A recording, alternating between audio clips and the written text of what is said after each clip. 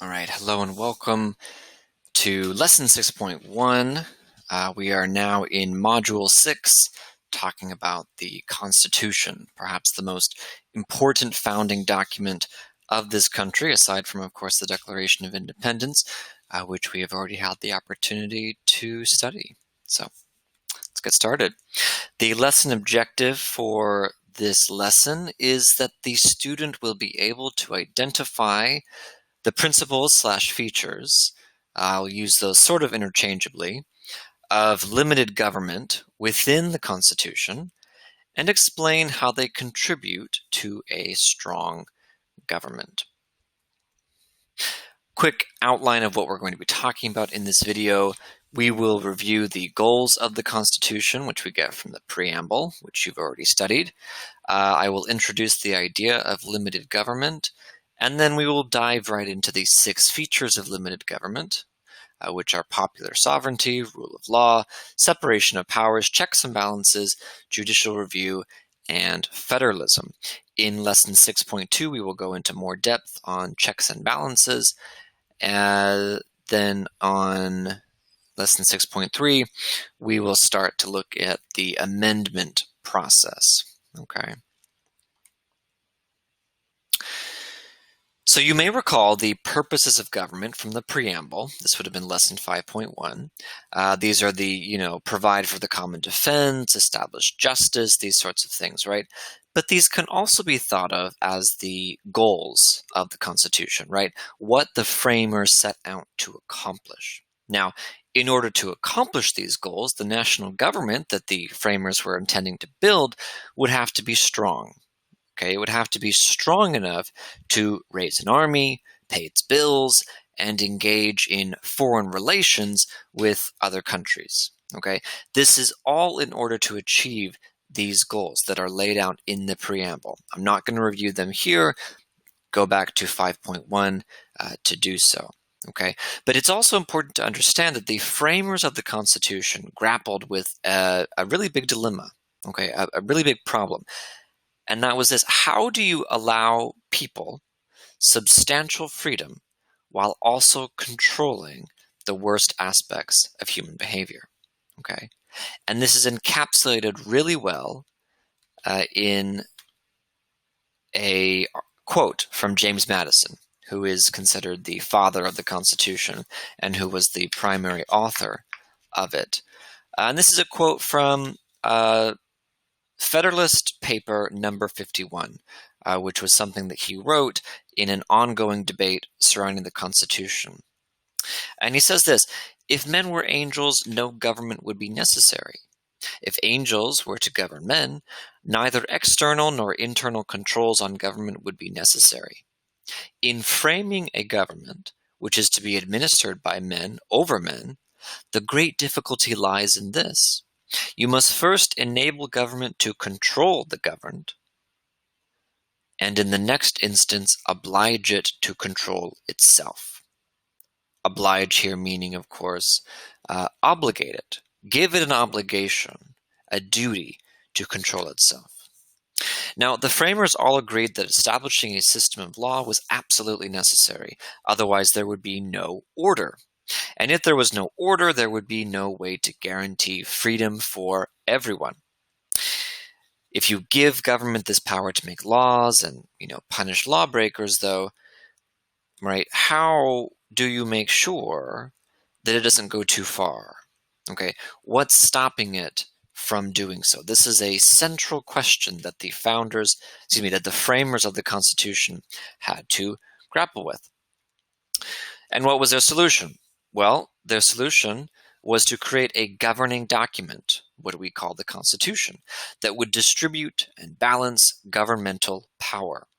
It would also ensure that all government actions were really based on what the people wanted, given that it was the people who voted representatives into offices of power. Remember that we are a republic, not a direct democracy. This framework of limited government consists of 6 key features that I'm about to go through. The first is popular sovereignty. Now, this is an idea that we have been exposed to already. back when we were talking about the Enlightenment thinkers. We'll go into a little bit more depth here. So what is it? This is the concept that government gets all of its authority from the people, and that all political power ultimately lies in the hands of the people. Okay? This feature of limited government is really captured in the opening phrase of the preamble, which we've already studied, and that is, "we the people." Okay? So keep in mind that by creating a republic, the founders were firmly establishing the authority of the people, right? In a republic, you vote for the people who represent you. The people who represent you are the ones making the laws. Keep in mind also that the founders did not create a direct democracy. Okay, they were strictly against that. They wanted limits to popular sovereignty, which is why they made it so challenging to amend the Constitution. We might think of it as changing. The formal term is to amend the Constitution. We will discuss this way more in lesson 6.3, but for now, just keep in mind that there was a way that the framers intended to limit popular sovereignty, and that was through the amendment process. Okay.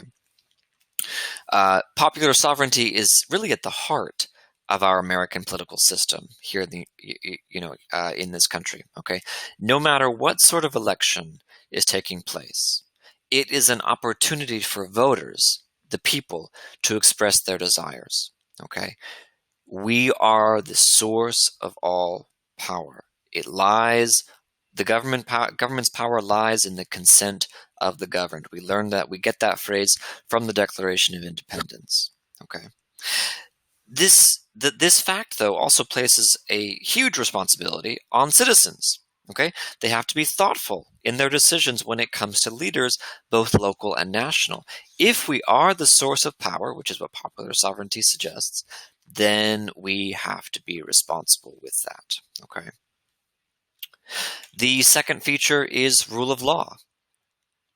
Rule of law is the idea that every member of society, including the people that make up the government, must obey the law. Nobody is above it. A really good example of this is that the Constitution allows even for the removal of presidents from their office. This is called impeachment, and because it is a process that both the House of Representatives and Senate must follow, it is ultimately the people, all of us, who are holding the president accountable for his or her actions. Excuse me. The third feature of limited government is the separation of powers. So this is the idea that there are three distinct branches of government that the Constitution has established, okay? And this was done to ensure that no single person or group within the government has all the power. You might recall that this idea was inherited from Charles de Montesquieu, the French Enlightenment thinker, okay? Where do we find this separation of powers?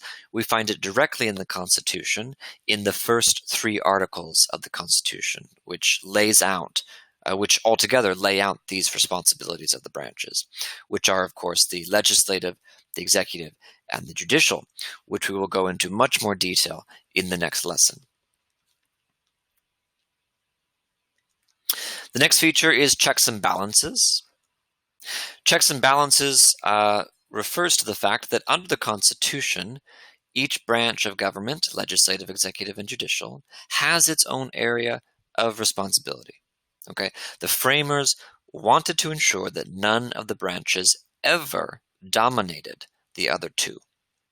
To guard against this possibility, the framers established a system of checks and balances among the three branches of government. Now, under this system, each branch has the power to change or cancel the decision or act of another branch. I'll repeat that. Each branch has the power to change or cancel the decision or act of another branch. We will discuss the system much more in lesson 6.2, as I said. But a good example of this is, of course, perhaps the most obvious one. If the legislative branch, we call this also Congress, passes a certain bill to be made into a law, the president may choose to veto that bill, which means they, he or she, right, they are refusing to sign it into law. They have vetoed it, saying, I'm not going to sign your law. Go fix it. I'm ignoring it for right now. Okay. The next feature of limited government is judicial review. In the United States, the courts exercise what is called judicial review to determine if a government action or a new law goes against the Constitution. We call this unconstitutional. Now, because the Constitution is our highest law, the highest law of the land, any action that goes against it is considered illegal, unconstitutional, right? It's the same thing as saying illegal.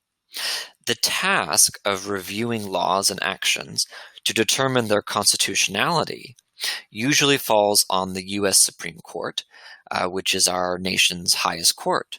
And so they have the role of the final decider. Okay? They are the ones that once they have made their decision, there's no other court to go to. You're done. If they ruled against you, that's tough luck, right? Where does this idea come from?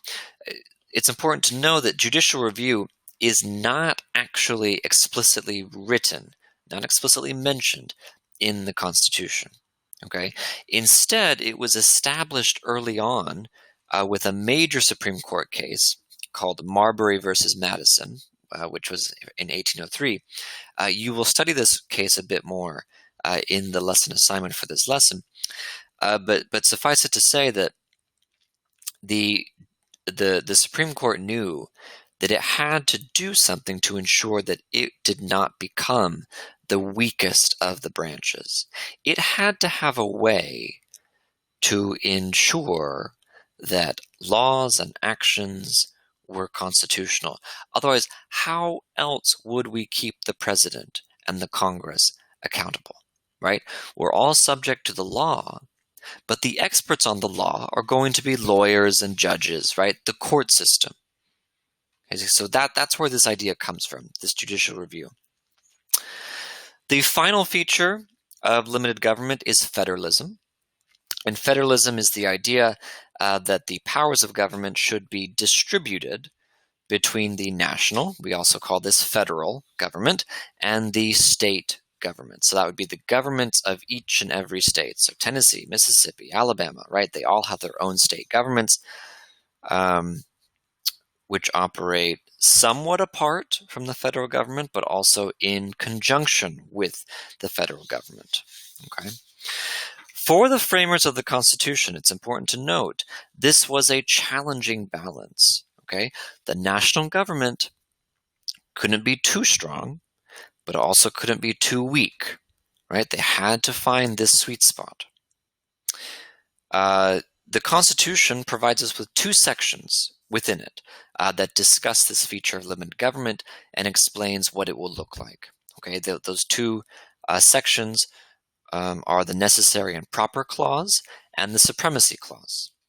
If you ever go to law school, these will be talked about a lot. Okay, the Necessary and Proper Clause is from Article 1, Section 8, and it says that Congress will have the power to, quote, make all laws necessary and proper for carrying into execution the foregoing powers. In other words, Congress has to give itself the power to ensure that its own powers given to it by the Constitution can be fulfilled. It has to make the laws necessary to execute its duty, execute its responsibility. Okay. The Supremacy Clause, the second one, is from Article 6 of the Constitution, which says that the Constitution, including any U.S. laws passed under the Constitution and treaties made by the national government, this is the supreme law of the land. National law trumps state law. In most cases. Okay, in most cases. Now, if I was a person who supported states' rights, right, and that's my primary concern, I might be really worried at this point. Are there any limits on the powers of the national government, or is it always able to just do what it wants? Well, don't worry. This is dealt with in the 10th Amendment to the Constitution, which we'll get to much later. The powers not delegated to the United States by the Constitution, nor prohibited by it to the states, are reserved to the states respectively or to the people. Okay, and what this means is that the federal government can strike a balance with the state governments. Okay, it can produce a give and take situation.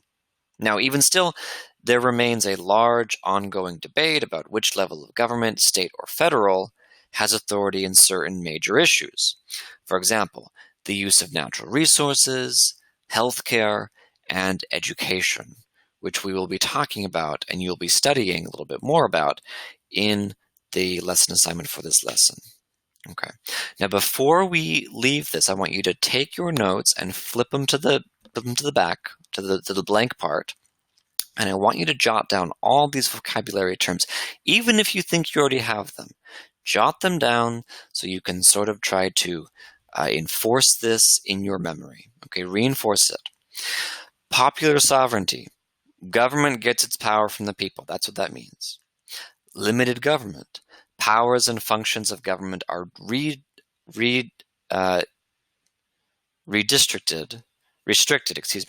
restricted by the Constitution and other laws. Rule of law. Every member of society must obey the law and is never above it. Critical. Separation of powers. Duties of governing are divided among the legislative, executive, and judicial branches. Checks and balances is a system that gives each branch of government the power to change, reverse, or cancel acts of another branch. Perhaps one of the most important elements of limited government in our Constitution. The veto. The veto is the president's power to reject legislation from Congress. Judicial review is the power to declare legislative and executive acts unconstitutional.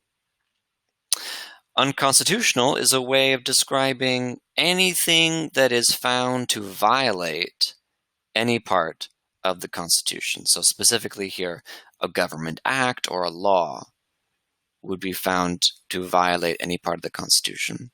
And finally, federalism is the principle that powers of government are distributed between the national government and the state governments. And remember that another way of describing the national government is, of course, referring to it as the federal government. So those are synonyms.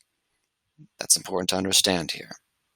All right, that is the conclusion of video 6.1. So we will see you next time.